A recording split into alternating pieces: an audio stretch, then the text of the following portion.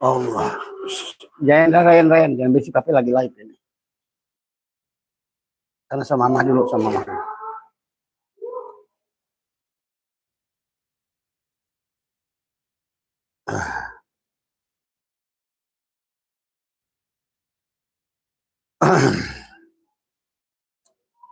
Assalamualaikum warahmatullahi wabarakatuh. A'udzubillahi minasyaitonirrajim. Bismillahirrahmanirrahim. Alhamdulillahi rabbil alamin. Wassalatu wassalamu ala asyrafil anbiya'i wal mursalin. Sayyidina wa habibina wa syafiina wa maulana Muhammad. Subhanaka la ilma lana illa ma 'allamtana innaka antal alimul hakim. La haula wa la quwwata illa billahil aliyyil azim. Raditu billahi rabba wa bil islami dina wa bi Muhammadin nabiyya wa rasulah. Ilahi anta maksudi wa ridhaka matlubi atini mahabbataka wa ma'rifataka. Selamat malam sahabat Facebook, sahabat TikTok, sahabat YouTube. Pada malam hari ini Abah masih ada di Balikpapan bersama jamaah Balikpapan adalah untuk menjawab pertanyaan adalah masih sekitar adalah bagian bab sholat ya sahabat. Jadi malam hari ini kita santai saja. Abah menjawab ada 3 pertanyaan yang berkaitan dengan bab sholat ya.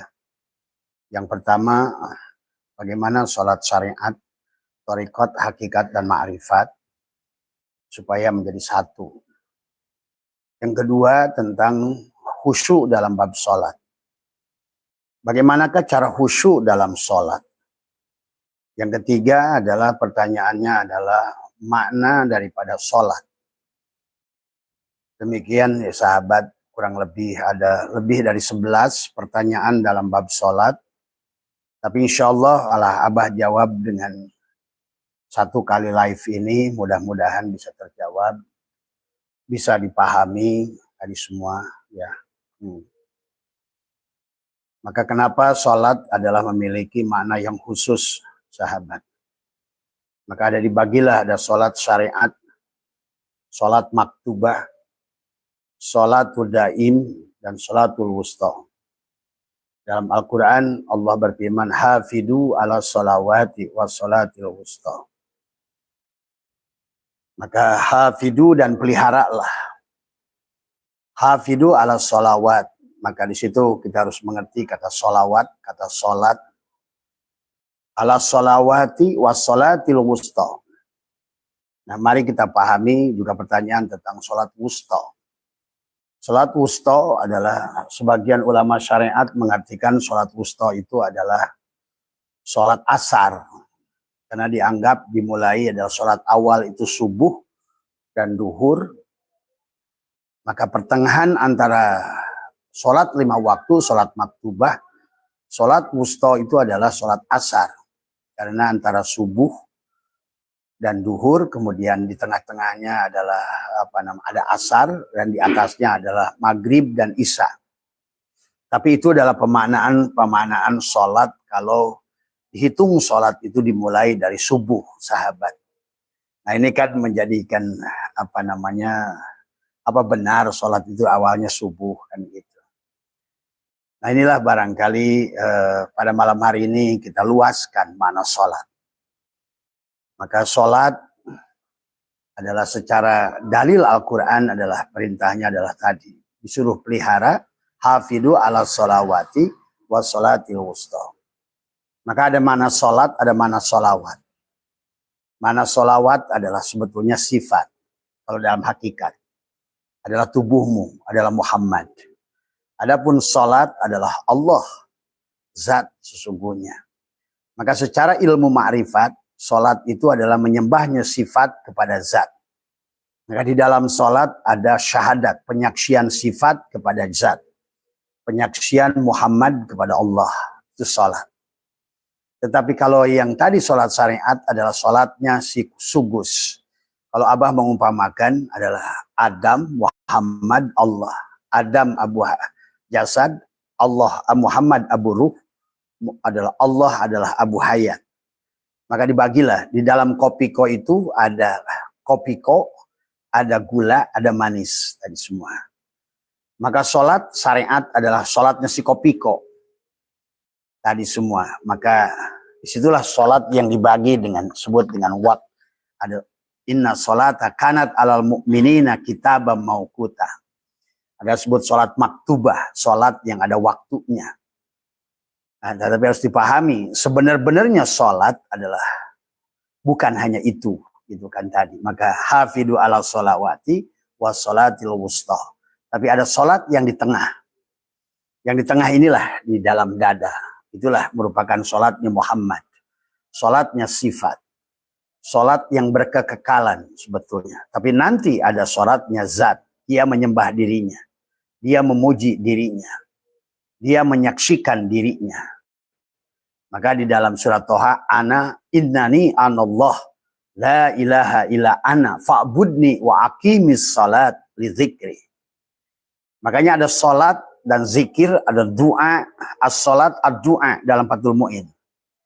Maka selama kita mampu adalah menafikan diri yang zahir, berarti selamanya adalah doa itu terpancar, selamanya sadar, maka kita adalah sholatlah selamanya, sahabat.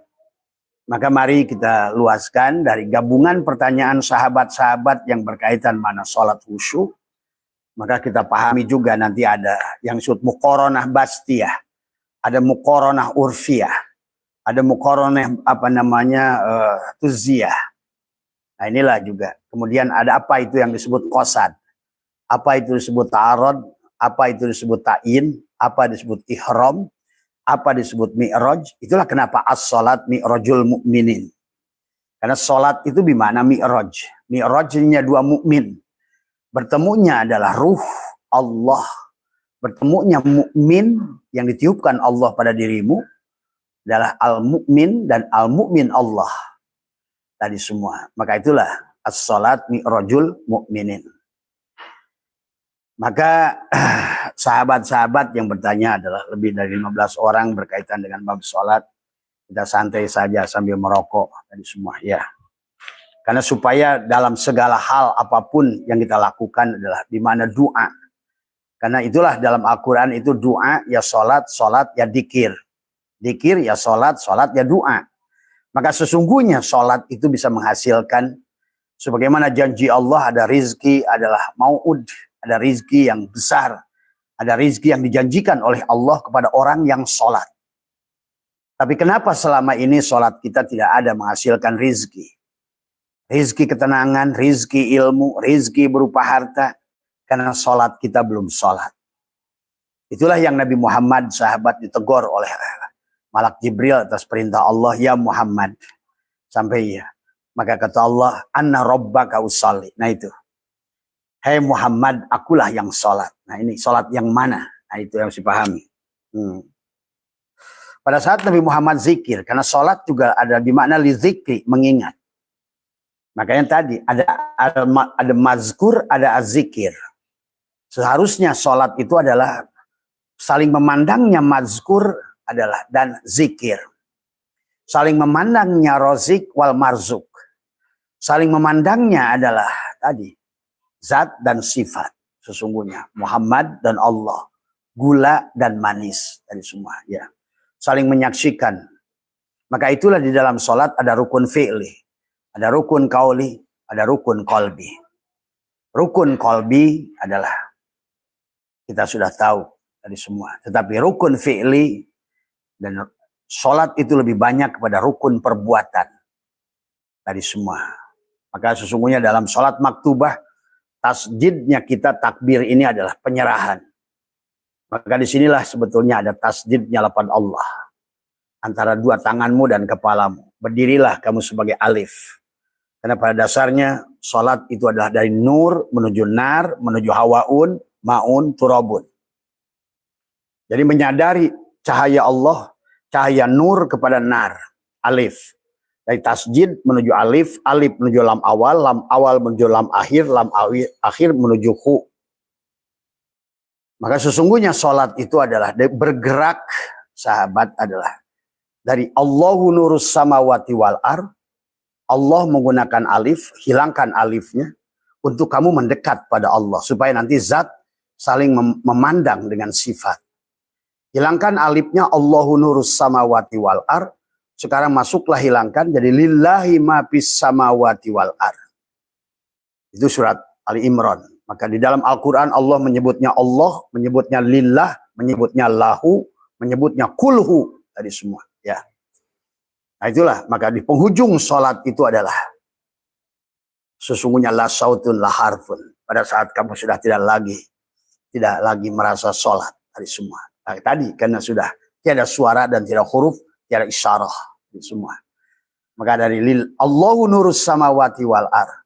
Masuklah kepada lillahi ma fis samawati wal ar. Masuklah pada lahu ma fis samawati wal ar. Sampailah kepada kulhu huwallahu ahad. Kata huwa di situ bukan domir. Kata huwa di situ ada hu. Maka hu adalah sesungguhnya adalah sudah langsung menuju tadi semua, ya. Kulhu tadi semua. Kul huwa. Nah, beda dengan apa? La ilaha illallah, la ilaha illa huwa. Nah, huwa di situ domir daripada Allah. Tapi pada saat kulhu bukan. Memang nama dialah hu itu tadi semua, sahabat, ya. Maka itulah kenapa dalam as-salat li dzikri. Karena salat dari mulai la ilaha illallah. Maka yang pertama adalah dinafikan sifat si Adam. La ilaha illallah.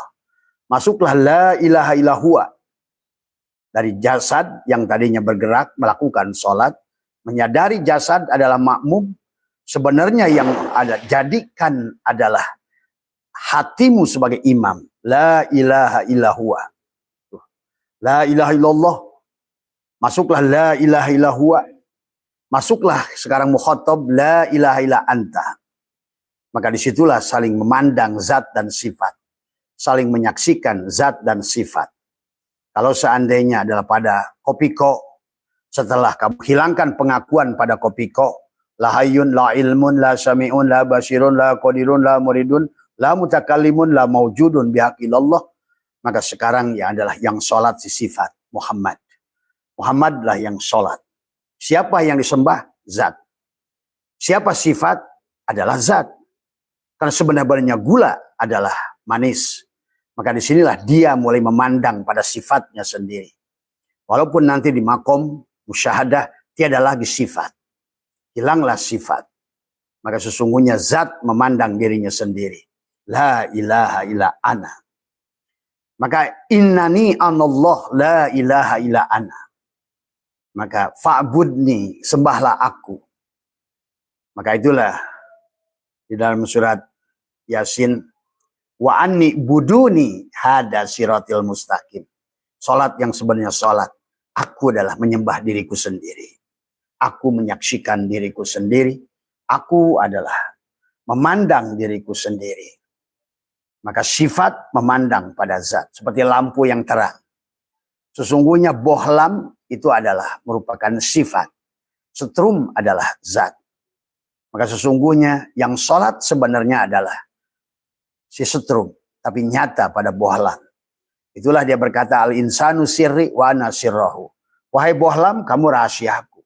Aku adalah engkau hidup karena aku. Tapi aku nyata karena engkau. Maka disinilah tidak bisa dipisah sahabat. Adam, Muhammad dan Allah. Maka pahami ya sesungguhnya. Karena inilah adalah Adam adalah merupakan bagian terluar yang disebut a'yan horaziyah. Adapun Muhammad a'yan sabitoh. Itulah sifat.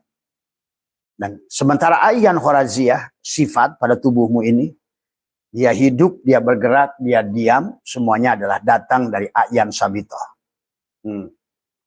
Dari Muhammad tadi semua. Maka itulah al-insanu sirri wa syiri sifati wa sifati la ghairi.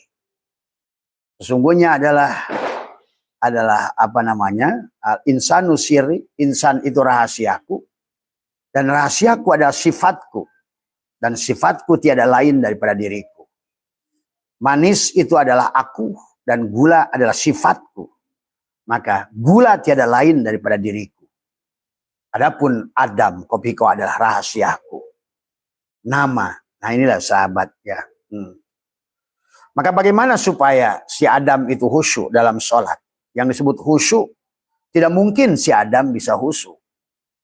Maka yang harusnya khusyuk adalah, yang bisa khusyuk sholat itu dia adalah menyembah dirinya. Nah inilah makna sholat, kenapa di dalam sholat itu diawali dengan qasad. Siapa yang berniat? Inilah pandangan Imam Maliki dan Imam Syafi'i berpandangan beda. Imam Maliki tidak memasukkan niat sholat ke dalam rukun sholat. Karena Imam Maliki selalu berpandangan hakikat. Dan Imam Syafi'i selalu berpandangan syariat. Dari semua. Dalam segala hal. Dalam bab rizki, Imam Syafi'i berpandangan syariat. Imam Maliki berpandangan adalah hakikat. Dalam pandangan rizki, Imam Syafi'i berpandangan pada asbab. Sementara ada Imam Maliki berpandangan pada tajrid. Kita sudah tahu kisah masyhur mereka berdua. Di mana adalah satu guru, satu murid. Yang nanti adalah murid meninggalkan guru. Sebetulnya yang dilakukan bukan meninggalkan guru. Karena pada dasarnya, pada setiap ruang dan waktu akan menuntut adalah cara yang berbeda, sahabat. Nah inilah sesungguhnya kalau kalian menyaksikan para ulama itu meninggalkan, bukan meninggalkan. Tetapi adalah ruang, karena bicara tentang sholat, bicara tentang ibadah, bicara tentang ruang dan waktu. Sementara Allah tidak ada pada ruang dan waktu, tapi Allah lah yang meliputi ruang dan waktu.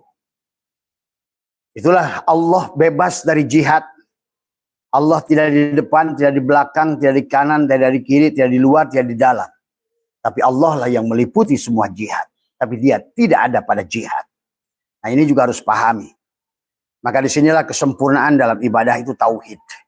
Maka kata Abah, kalau tauhidnya adalah tidak matang, maka banyaklah kegagalan di dalam ibadah pada Allah. Bahkan dampaknya adalah syirik yang sangat besar pada Allah. Jadi syirik bukan hanya menyembah batu, bukan menyembah berhala, bukan menyembah apapun. Termasuk adalah syirik dengan masih mempertahankan adalah keberadaannya diri sahabat. Ya.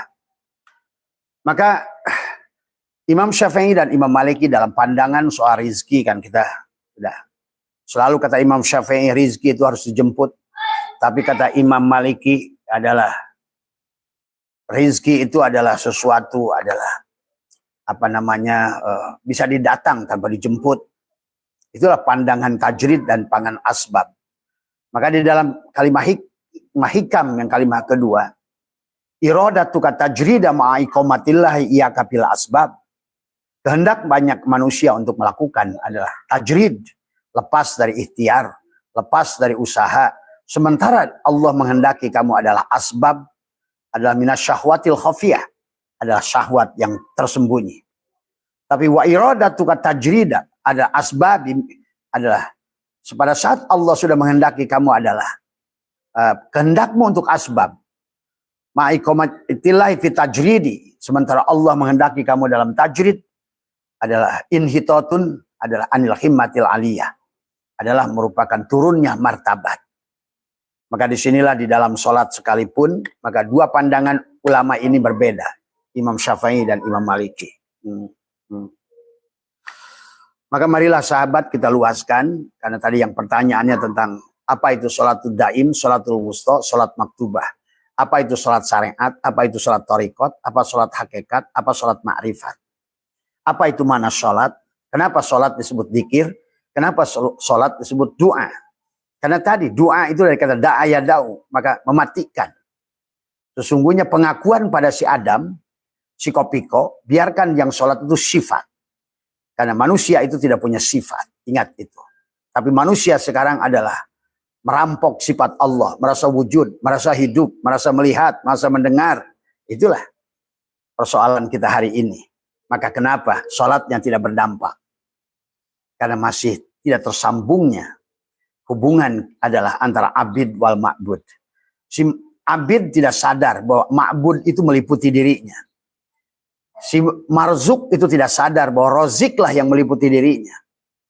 Kemudian juga adalah si madkur tidak sadar, si dikirlah yang meliputi dirinya. Itulah Allah mengatakan, innani anallah la ilaha illa ana fa'budni wa aqimis salat lidzikri. Innani anallah. Sesungguhnya aku Allah. Sahabat. Maka itulah dalam surat Yasin Allah berfirman, wa anni buduni hada siratil mustaqim. Nah, kenapa demikian? Karena konsekuensinya juga adalah karena kalau kamu yang sholat, habis kamu dengan iblis. Maka disinilah sesungguhnya iblis sudah berikrar. Maka sampai kata iblis tadi, apa namanya? Qala rabbi bima agwaitani la uzayyinana lahum fil ar wa la ugwiyanahum ajmain illa ibadaka minhum al mukhlasin. Sebelum orang itu mukhlas, dia tidak bisa sholat. Mukhlas adalah orang ikhlas. Orang ikhlas, orang yang sudah lagi tidak merasa sholat. Maka sering dikatakan orang ma'rifat tidak sholat. Bukan tidak sholat, tetapi tidak merasa sholat. Karena orang ma'rifat adalah orang yang sudah mati. Orang yang sudah berserah diri. Tidak ada lagi pengakuan pada ego dirinya. Dia tidak akan pernah merasakan sholat. Dia tidak akan pernah merasakan saum. Dia tidak akan pernah merasakan dzikir. Dia tidak, itulah maka kenapa orang ma'rifat itu adalah diawali dengan adalah qasad. Niatnya bukan lepaskan, dia tidak pernah merasa berniat. Ta'arud, ta'yin, kemudian ihram lah. Ihram adalah menutup bagian yang dohir. Karena selama yang sholat bagian yang dohir tidak mungkin khusyuk. Maka disinilah yang sahabat harus pahami. Kita harus memahami sholat itu sholat maktubah, sholat wusta, sholat daim. Tadi semua ya. Karena selama dirimu yang dohir yang sholat, maka tidak mungkin bisa sholat. Karena itulah iblis sudah berkata tadi, aku akan hancurkan. Maka jangan aneh kalau panjenengan lagi sholat, ingat segala perkara. Karena sholat yang dohir. Tadi semua ya. Tubuh dohir. Sholatnya kopiko. Bukan sholatnya si gula dan manis. Yang saling memandang adalah antara gula dan manis, sahabat. Maka Abah lagi live dulu sebentar ya. Ya. Sahabat. Nah, itu. Marhaban Abah, sehat semua ya, tadi semua. Ini Mas Budi 10 menit lagi nanti Abah live dulu ya. Karena ada Abah Jumeri tadi Abah live-kan dulu pertanyaan dulu ini. Mas Budi ajak ke sana Abah ya. Nah itu ya sahabat sekalian ya, pada malam hari ini Abah masih ada di Balikpapan, kemudian ada Abah Jumeri baru datang ke majelis kami di sini dari semua ya. Semoga beliau selalu berikan kesehatan, Bah, sehat ya semuanya tadi. Ya. Ya itu ya sahabat sekalian semua, buat teman-teman dari Aceh, dari teman-teman dari Muara Bungo, teman dari Jambi yang bertanya dengan bab sholat, juga teman dari Bawean, teman dari Batu Malang, teman dari Kedah, Malaysia, dan juga dari Kuala Lumpur. Juga pertanyaan teman dari Australia sama adalah pertanyaannya adalah tentang sholat khusyuk tadi semua ya. Jadi itu ya, kenapa harus ada qasad, ta'arud, ta'yin, kemudian ihram. Maka itulah kenapa. Karena kenapa harus diihram dalam sholat? Karena selama dirimu yang ada tidak ditutup, maka najislah sholat itu, sahabat, secara pandangan hakikat. Karena tidak boleh ada dua wujud dalam sholat. Ya, maka disitulah Allah selalu mengatakan, dan Nabi Muhammad pun ditegur, ya Muhammad, anna rabbaka usolli. Akulah Tuhanmu yang sholat. Ya Muhammad, la yadkurullah illallah. Tiada yang bisa ingat kepadaku kecuali aku. Nah disinilah sebetulnya kenapa sholat di mana zikir, sholat di mana adalah doa, dan sholat adalah memiliki tiga lapis, maktubah, wusta, dan daim tadi semua ya. Maka di dalam pelaksanaannya, maka kalau yang melaksanakan sholat syariat adalah lepaskan dulu. Lepaskan dulu adalah baju Adamnya tadi semua. Pengakuan pada si Adam, la hayyun, la ilmun, la sami'un, berdiri di tempat sujud. Serahkan supaya kamu telanjang dulu. Karena tidak bisa dua wujud berhadapan sesungguhnya. Makanya tadi la ilaha illallah la ma'budu illallah syariat pada tubuhmu. La ilaha illallah la maqsuda illallah tariqat pada hatimu.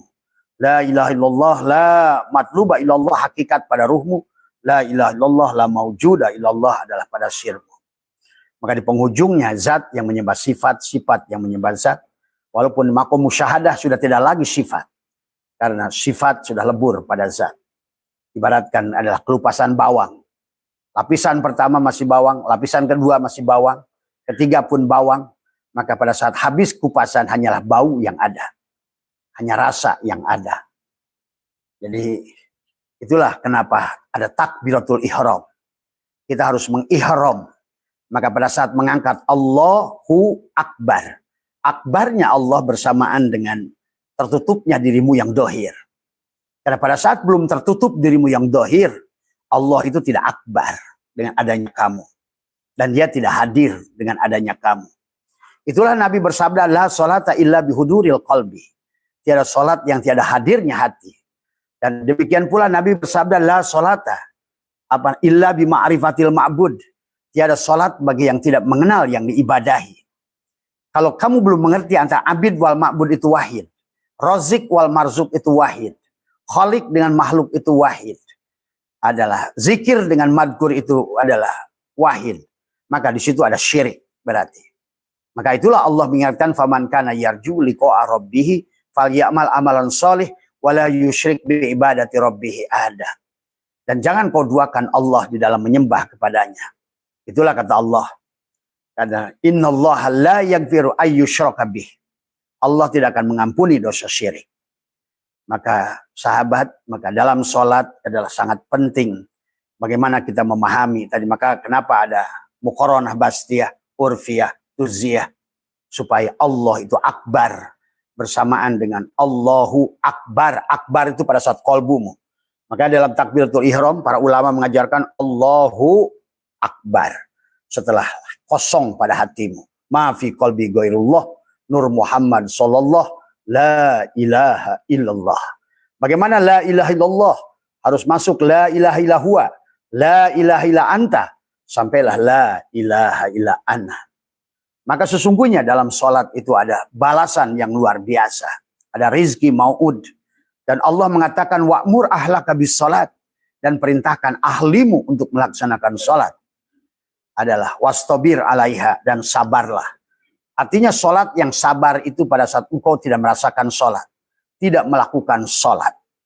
Karena engkau adalah yang diberi sholat. Sesungguhnya.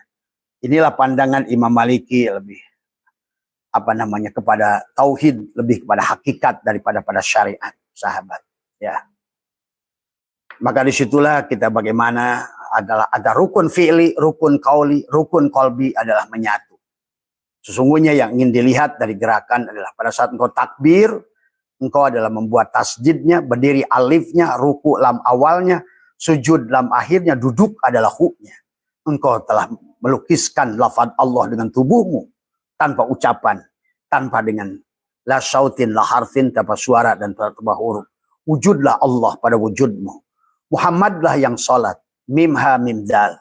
Rasanya Muhammad Harid juga karena rasanya Muhammadlah engkau sholat. Maka yang sholat adalah sesungguhnya. Demikianlah bagaimana Nabi mengajarkan kepada kita. Sebagaimana beliau diajarkan oleh Malak Jibril. Sallu kama ra'aitumuni usalli. Sholatlah kamu sebagaimana aku sholat. Maka disinilah pemanaan sholat, sahabat. Yang syariat yang kalian lakukan hari ini. Itulah rangkaian adalah Imam Ja'far As-Shadiq. Yang bagaimana menentukan sholat. Karena tiada dalil satupun, tiada yang melihat bagaimana Nabi sholat. Karena sholat Nabi adalah sampai bengkak. Disinilah yang Abah ajarkan adalah sholat jati, sholat mi'raj. Sholat yang sambil duduk. Sholat adalah yang sholat sebagaimana Nabi Muhammad di Gua Hiro melaksanakannya. Dan Aisyah bertanya setiap pulang bengkak kakinya. Karena sholat yang seperti kamu lakukan tidak akan sholat. Karena di majelis Abah sudah biasa sholat 1 rakaat di sholat nisfu Sa'ban. Tidak ada yang bengkak satupun. Karena bukan itu sholat yang sholat, sahabat. Ya, dia tidak duduk tawaruk, dia tidak duduk iftiros. Duduknya adalah berbeda. Nah inilah yang harus dipahami tentang shollu kama ra'aitumuni usolli.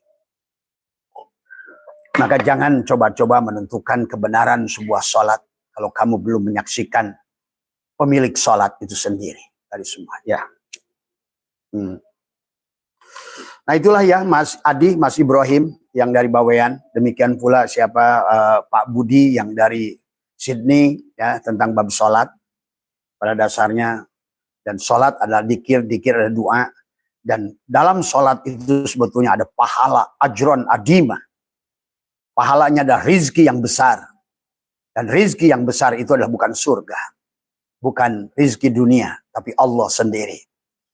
Karena itulah kenapa Nabi bersabda tentang sholat. Bahwa sesungguhnya awal yang dihisab itu sholat. Tetapi mana yang disebut sholat. Itu yang harus dipahami. Yang disebut shollu kama ra'aitumuni usolli. Yang mana sholat itu. Itu. Sehingga sholat itu memiliki, sampai kata Allah, wa'mur ahlaka bis sholat. Sampai dikaitkan dengan wastabir alaiha. La narzuquka rizqa. Aku tidak menyuruh rizki.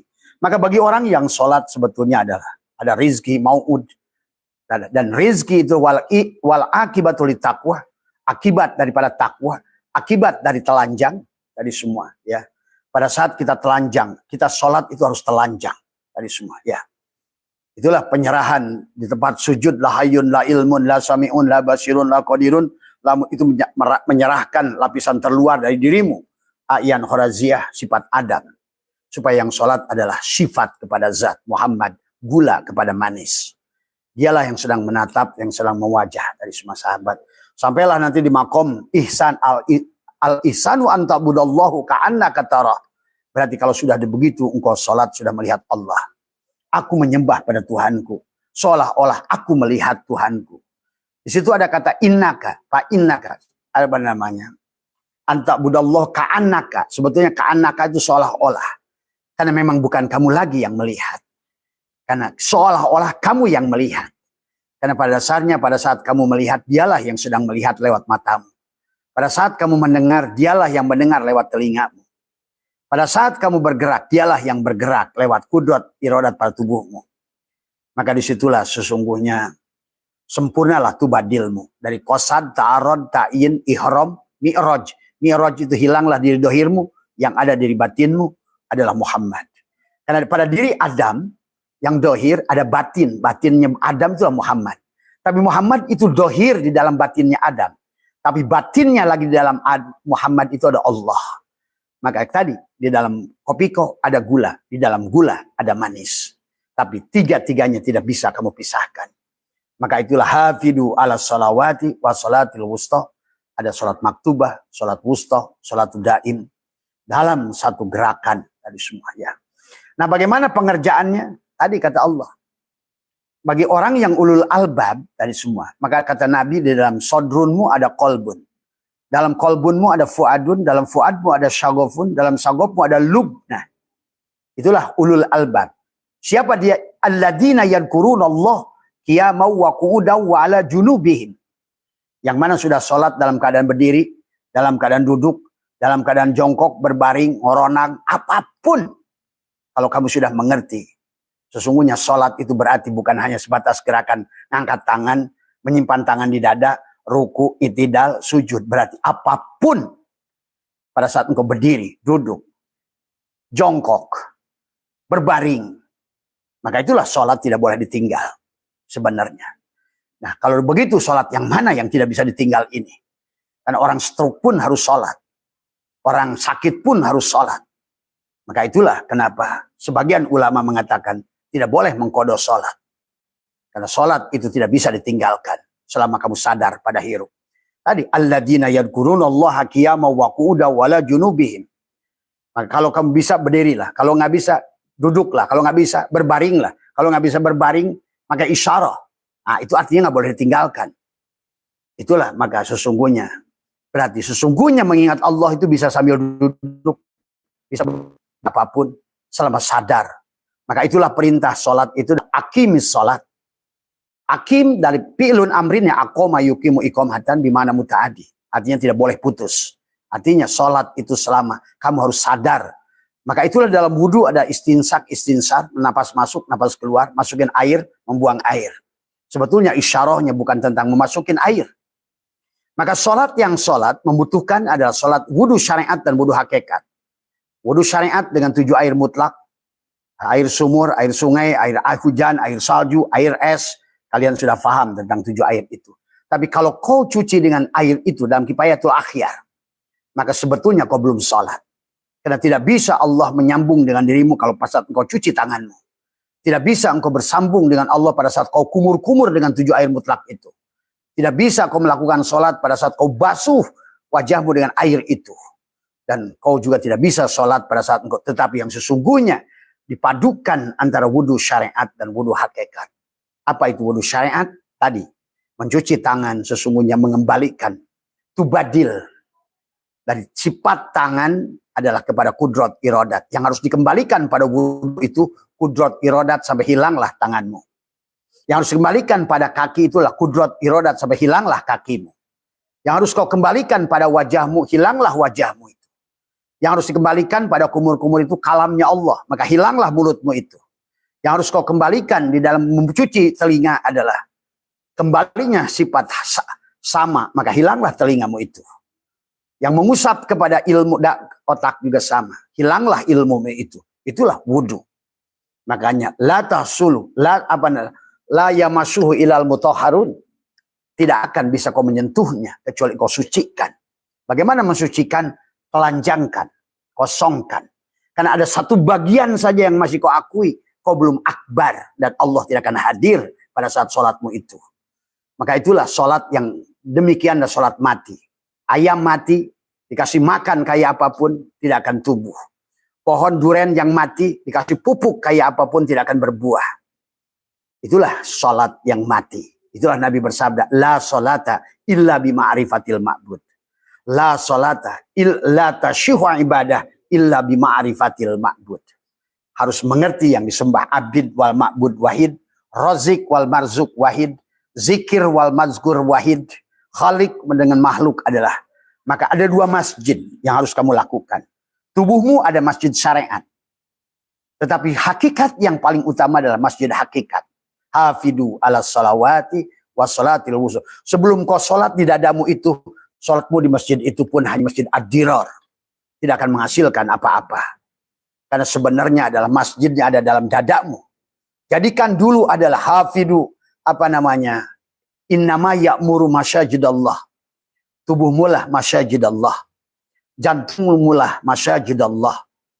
Itulah maka kenapa sholat yang kamu lakukan secara maktubah tidak berdampak. Bahkan ancamannya fawailul lil musallin. Celakalah orang-orang yang sholat seperti itu. Sampai Allah berfirman, wa makana sholatuhum indal baiti illa muka'a wa tasdiyatan. Fadukul adaba bima kuntum ta'mu. Maka sesungguhnya sholat mereka di masjid-masjid itu adalah merupakan hanya siulan dan tepuk tangan. Kenapa? Karena kamu belum sholat di dadamu. Ka'bahnya belum hadir. Karena sholat itu la sholata illa bihuduril qalbi. Disinilah sesungguhnya adalah makna sholat, Mas Bambang. Mas Adi, Mas Irman, adalah kalau dijabarkan secara luas. Maka tadi aqoma yukumi iqomatan itu mana muta'adi. Pilun amrinnya bukan qoma yakumu kiaman. Kebanyakan manusia sekarang sholat itu hanya qoma yakumu kiaman. Dia hanya berdiri, hanya takbir, hanya kemudian melakukan itidar, ruku dan sujud. Tapi dia tidak ada ketersambungan antara handphone dengan provider. Karena SIM card-nya tidak aktif. Nah inilah. Maka mengaktifkan SIM card adalah penting, sahabat. Inilah sesungguhnya pelajaran kepada kita tentang sholat maktubah adalah bicara casing HP-mu. Sholatul wusta adalah SIM card-nya. Sholatul daim adalah sesungguhnya adalah provider. HP-nya, SIM card-nya, providernya. Adamnya, Muhammadnya, hayatnya. Tadi semua. Tadi. Maka semuanya adalah harus. Maka disitulah yang harus dipahami. Maka kata pandangan ulama, syariat itu pohon, thariqat itu adalah cabang, ma'rifat itu daun, adapun hakikat adalah buah. Semuanya mencari buah, sholat pun ada buahnya sebetulnya. Dan buahnya itu kontan. rizki yang besar dari Allah. Tapi kenapa sholatmu jalan tapi tidak ada rizki yang, tidak ada kebahagiaan, tidak ada ketenangan, tidak ada keyakinan. Karena pada dasarnya masih matinya si jiwa itu tadi, sahabat. Ya. Jadi itu ya Mas Bambang, kurang lebih bahasan tentang jawaban Abah. Ya, Abah sengaja Abah live-kan pertanyaan-pertanyaan panjenengan supaya panjenengan mengerti, supaya panjenengan bisa khusyuk dalam sholat. Nabi Muhammad pun tidak khusyuk, sahabat. Bahkan dalam sebuah perlombaan Ali bin Abi Thalib, Abu Bakar, Umar, dan Utsman tidak bisa khusyuk. Disitulah Ali bertanya kepada Rasulullah. Karena dia tidak bisa khusyuk. Ya, pada saat Ali bertanya, ya Rasulullah, dullani ala aqrabit turuqi ilallah. Ya Rasulullah, bagaimana jalan terdekat dengan Allah? Tadi sholat. Bahasanya boleh juga diartikan, ya Rasulullah, bagaimana tersambung dengan Allah? Atau boleh juga disimpelkan, bagaimana ya Rasulullah sampai kepada Allah? Tadi, dullani ala aqrabit turuqi ilallah wa ashaliha wa afdaliha.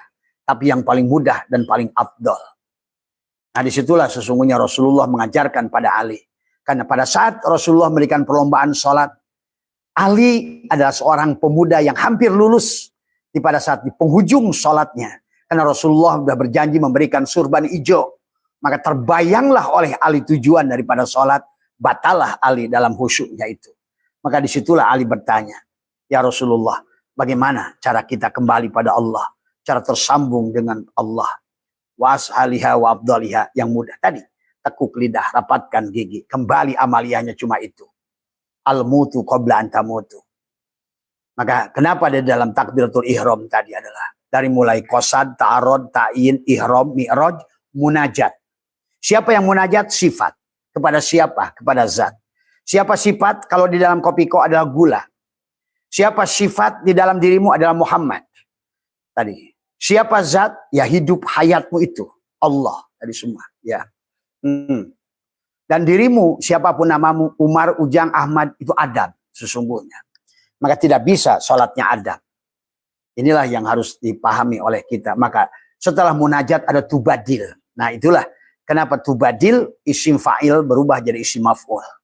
Yang tadinya kamu wayang yang sholat, sekarang kamu menyaksikan dalang yang menggerakkan kamu sholat. Nah, kalau sudah mengerti siapa yang sholat, maka kamu sesungguhnya segala apapun, ke sawah, ke kantor, ke kebun, nyangkul, mancing, masak, ngegosok adalah sholat. Karena tadi kenapa as-sholat ada aqoma, yukimu iqomatan itu bimana muta'adi. Artinya adalah semuanya adalah menjadi sholat. Nah disinilah sahabat. Tapi kalaupun kamu melaksanakan sholat di masjidmu itu, walaupun kamu takbiratul ihram, gerakanmu benar, ruku sujudmu benar, bacaanmu benar, tapi pada saat tidak terkoneksi, maka sesungguhnya itu bukan sholat. Maka Nabi bersabda, banyak orang yang sholat, tapi mereka tidak sholat. Karena pada dasarnya, kebanyakan dari kita manusia baru usolli. Usolli itu bukan sholat. Usolli fardul maghrib, usolli fardu isya, usolli fardu subhi, itu bukan sholat. Baru usolli. Maka itulah fardu. Fardu dengan wajib itu beda. Fardu itu datangnya dari Rasul, dari sifat. Tapi adalah wajib datangnya dari Allah. Inilah, tapi tidak pernah ada usolli wajib maghrib, usolli wajib isya, usolli wajib subuh, nggak ada. Maka disinilah fardu adalah wajib dari sisi sifat dari semua. Ya, maka marilah sesungguhnya biar kamu adalah nanti dengan cukup menekuk lidah, merapatkan gigi, menahan nafas, maka tersambunglah. Maka disitulah. Nah kemarin Anda bertanya kepada Abah, bagaimana apa boleh menekuk lidah dalam sholat? Yaitu, kamu harus sholat sebelum sholat, sholat dalam sholat, tetap sholat setelah sholat. Kamu harus ingat pada Allah, dikir pada Allah sebelum dikir, setelah dikir, atau setelah dikir. Itulah yang harus dipahami sholat dalam makna luas, hafidu ala sholawati wassalatil wusta. Maka sholat kalau disingkat tulisannya shod lamta adalah bagaimana lembutnya hati, adalah soful qalbi atau syidik benar hatimu itu. Lamnya adalah latifun atau layinul qalbi, adalah lembutnya hati. Adapun adalah taknya adalah takwa. Maka belum syidik tidak akan selama hatimu adalah tidak bersama dengan zat yang maha lembut, maka tidak adalah takwa itu. Karena takwa adalah setelah engkau adalah makanya adalah merupakan telanjang. Takwa itu adalah al-imanu uryanun walibasuhu takwa. Takwa itu adalah telanjangnya dirimu. Menelanjanginya si Adam adalah dengan menghadirkannya Allah dan Rasulnya di dalam sholat, sahabat. Maka kalau sudah demikian berarti sholatnya sudah kembali pada tujuan awal. Kata Allah, Allahu nurus samawati wal ar. Allah ingin dikenali. Allah adalah tajalli pada nur. Maka disitulah kehidupan manusia tajalliyat, ta'ayyunat, tanajulat. Maka untuk memerankan Asmaul Husna pada tubuhmu tadi. Maka salah satu Asmaul Husna yang paling harus kita amalkan, terlebih lagi di bulan Syawal adalah Al-Afu. Itulah kenapa 10 hari Ramadan dilatih oleh kita, Allahumma innaka afuun karim. Itu adalah Al-Afu. Itulah sifat Asmaul Husna yang harus didohirkan, dilahirkan. Jadikanlah sifat pemaaf. Dan dalam beberapa ayat surat Az-Zumar, kemudian surat Al-Fatir, Allah memberikan berita gembira kepada siapapun yang berikan maaf. Allah akan berikan rizki yang luas, sahabat. Tuh. Sama dengan surat Toha 15 tadi, 115. Innani anallah, wa'mur ahlaka bis salat, la narzuzuka rizqo. Karena rizki itu wala akibatul taqwa. Setelah kamu telanjang, ada syibgotullah. Ada pada saat kamu telandang, maka kamu sekarang dibajui Allah. Kenapa salat itu harus dibajui dengan baju dari Allah? Karena kamu akan hancur lebur. Itulah kenapa di alamul lahutmu ada kiswah unsuriyah. Ada pelindungmu yang disebut Nur Muhammad, yang disebut Ruh Al-Qudsi. Supaya engkau bisa salat di Ruh Qudsiyahmu. Tapi di Ruh, di Jabarutiyah juga sama. Kalau di Ruh Kudusmu ada Nur Muhammad yang melindungimu untuk memandang Allah. Karena itulah Syibghatullah yang melindungimu untuk wujuhu yauma idin nadhirah, memandang wajah Allah. Dan kemudian di alamul jabarutmu ada juga ruh sultani yang juga adalah hakikat Nur Muhammad yang untuk melindungimu untuk memandang kesucian Allah di Jannatul Firdaus. Kalau tadi di Jannatul Qurbah, sekarang Jannatul Firdaus.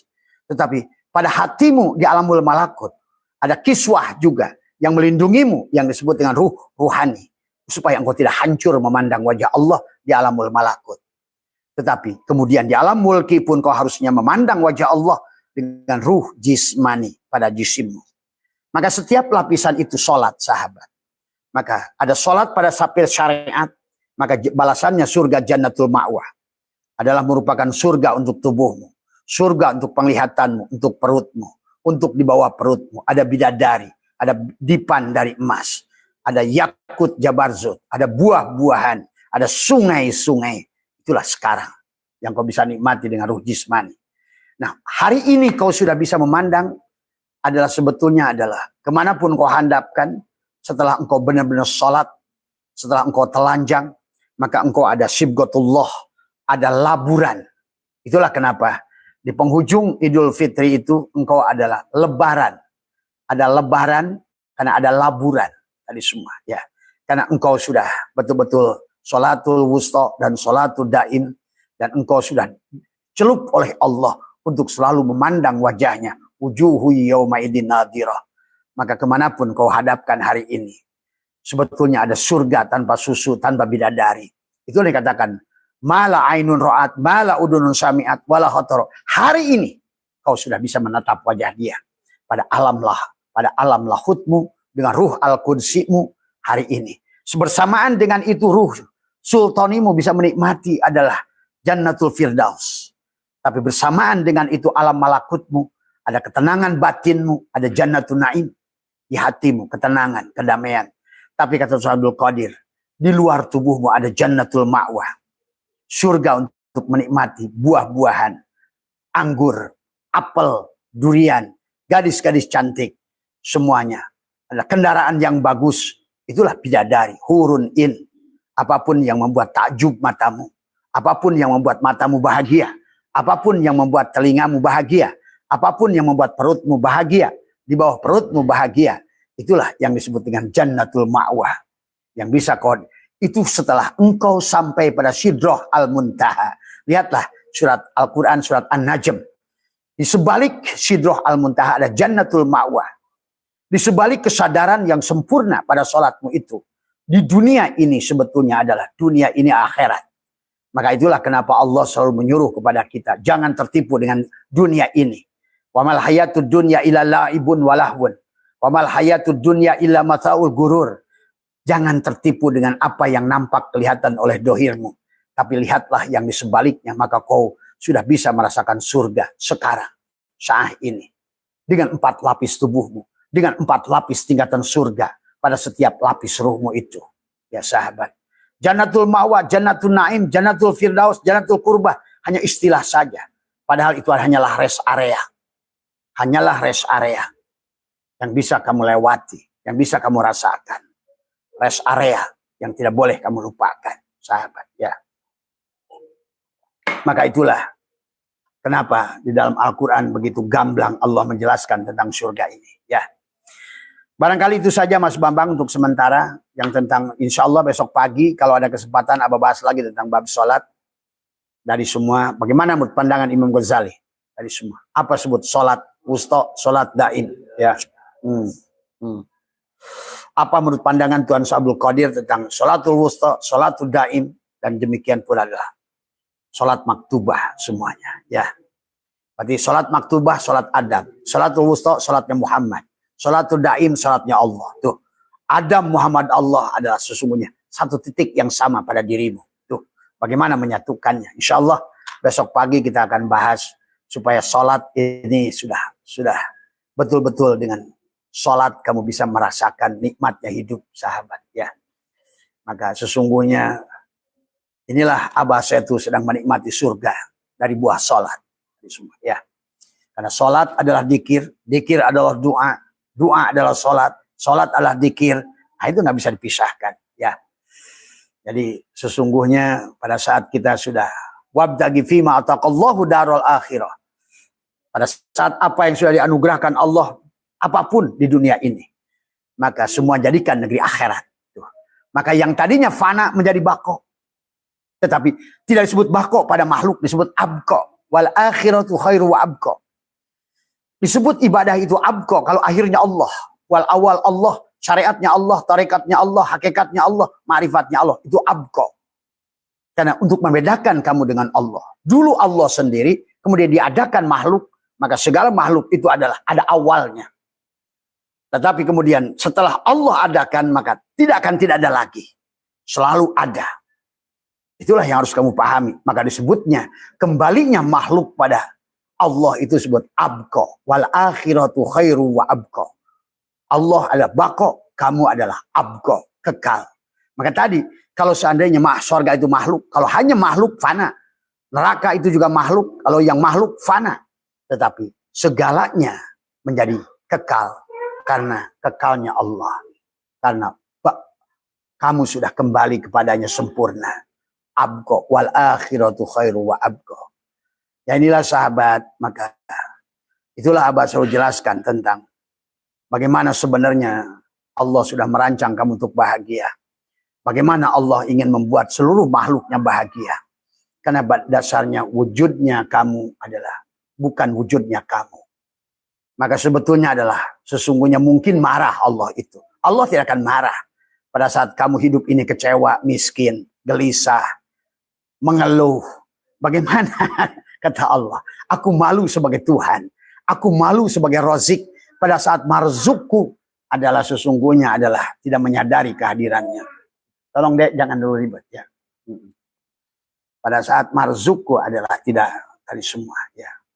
Jadi itulah maka kenapa Allah mengingatkan yuridullahu bikumul yusra wala yuridu bikumul usra. Dari semua. Aku menghendaki kemudahan ya.